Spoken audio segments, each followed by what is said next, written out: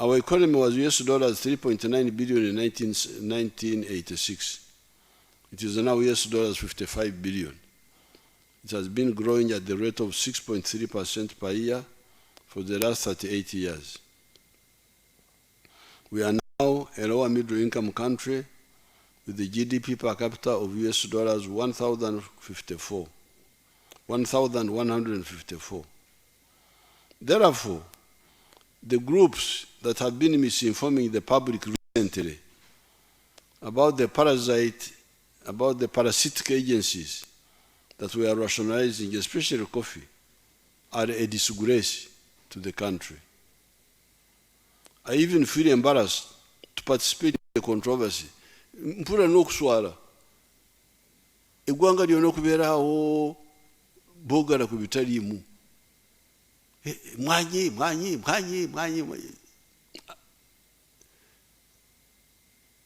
That's why I've called all these people to help you understand. It's really kiswaza n'okuswaza okusanga awo abantu baguumalidde mu bitaliimu eby'omugaso ne babyerabira. How could anybody who wants Uganda to grow spend even 1 week, let alone the 7 years we have spent on this subject, on this issue, discussing such an obvious issue? This sentence is mixed up. We shall sort it out. Suppose we had only coffee with our wonderful UCDA. How would the country survive? Because you see, coffee. Now suppose, okay, let's say, we now say, okay, thank you very much. Let's only do coffee. Kuanga UCDA, now another people are saying, coffee.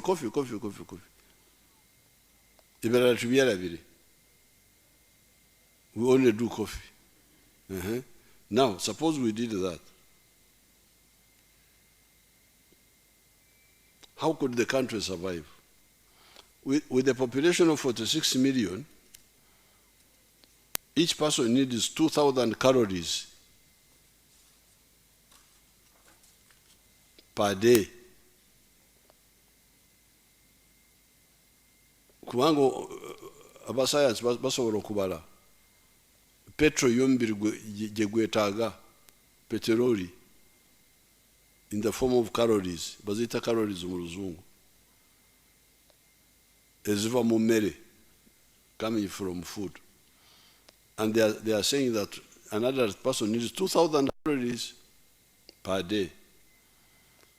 With 46 million people, we would need 550,000 metric tons of wheat to feed ourselves.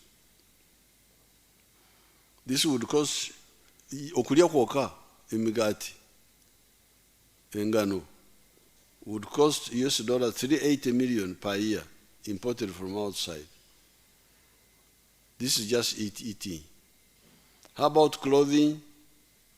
How about cement and other building materials for shelter?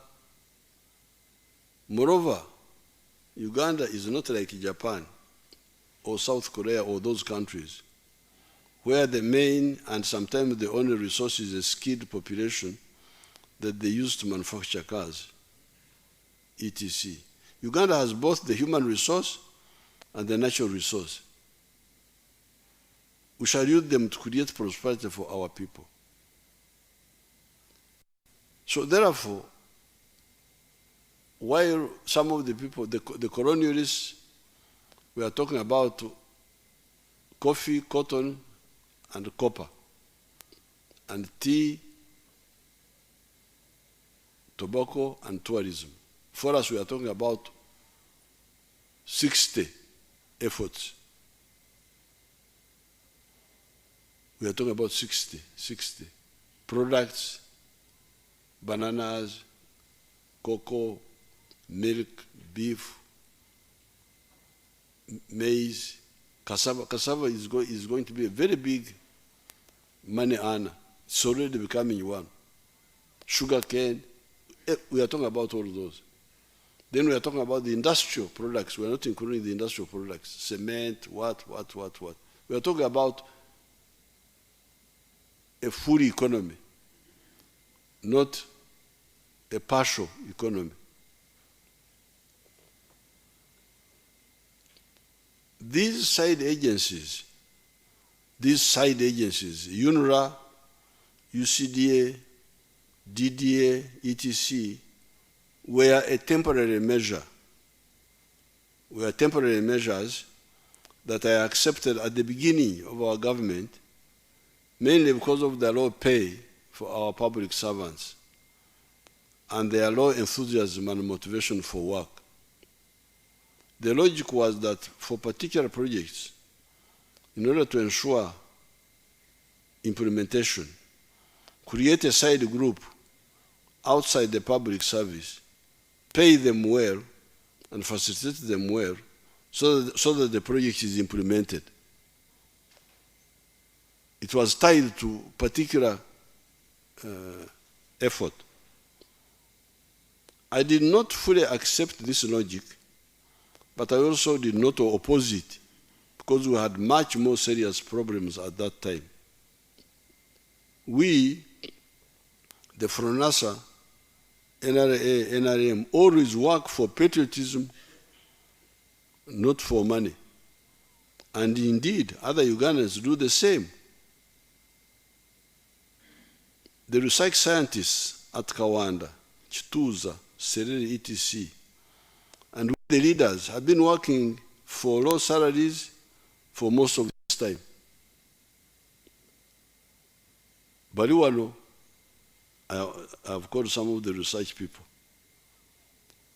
I think one of them can speak. Do you speak? Who speaks English? Okay. Put on your microphone and speak what you do. Your Excellency, at NARO, an agency under the Ministry of Agriculture and Fisheries, we conduct agricultural research on crops, on fisheries, on livestock, and forestry. Your Excellency, over the years at NARO... When did you start working? Your Excellency, I started working in 1988.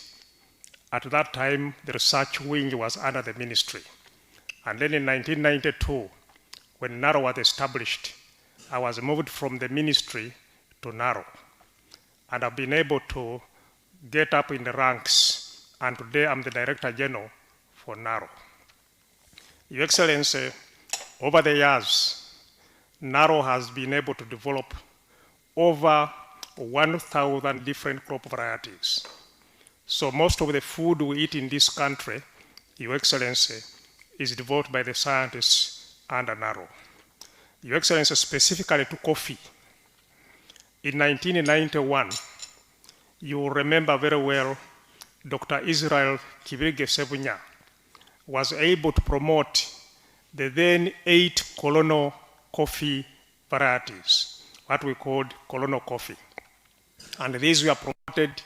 And then in 1997, NARO under Kituza started what we call a breeding program for the second generation coffee varieties.